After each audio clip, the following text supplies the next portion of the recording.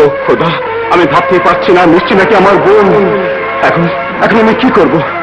এই জীবন রেখে কি হবে? এতদিন আমি আমার বোনের সাথে প্রেম করেছি, ভালোবেসেছি, এই হাত দিয়ে তাকে জড়িয়ে ধরেছি। এই যে আমি ভাবতেই পারছি না, এই হাত আমি ভেঙে ফেলবো, ভেঙে ফেলবো, ভেঙে ফেলবো, ভেঙে ফেলবো, ভেঙে রাখবো না, রাখবো না। এ কি করছেন? রক্ত বেরোবে তো। বেরোক, যত পারে রক্ত ঝরুক। এই রক্ত এখন বিষাক্ত। কি হয়েছে স্যার? এসব কথা বলছেন কেন? ওই তুই বুঝবি না, মিষ্টি নাকি আমার বোন। না স্যার, এ হতে পারে না। নিশ্চয় এর মধ্যে কোনো ঘাবলা আছে। আপনি সব জেনে নিন। সেই বদমাশ শরীফ আমার ঘর ভেঙে ক্ষান্ত হয়নি।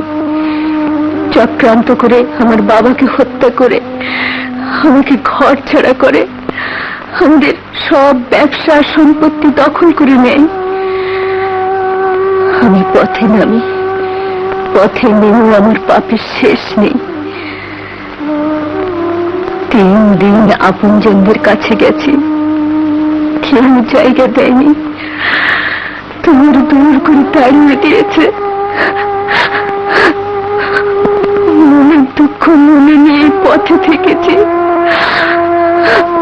খেয়ে খেয়ে দুর্বল হয়ে একদিন বস্তির পাশে মাথা ঘুরে পড়ে গেলে বস্তির এক মেয়ে সদয় হয়ে আসে দেয় তার বস্তির ঘরে।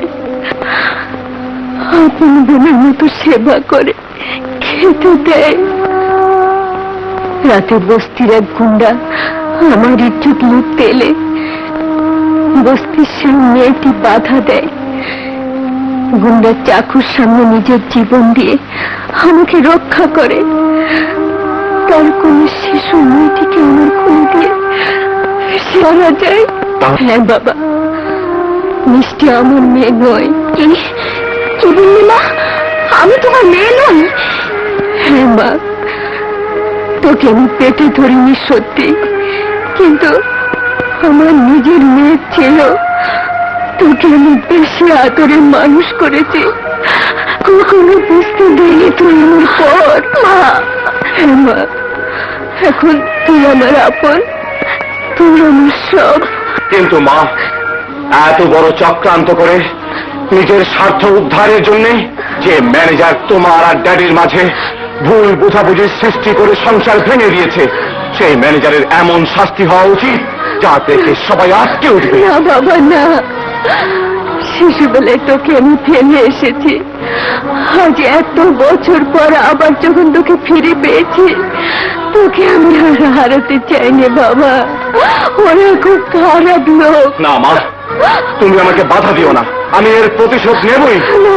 তোমাকে আর ড্যাডিকে একত্রিত করবই। জ্যাকি, জ্যাকি যাস নে, শোন জ্যাকি, যাস নে।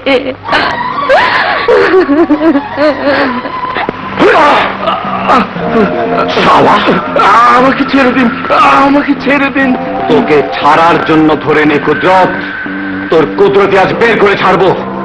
এবার বল, তোর বসের 2 নম্বর ব্যবসা কি? বল বল। বলছি, বল শালা, বলছি।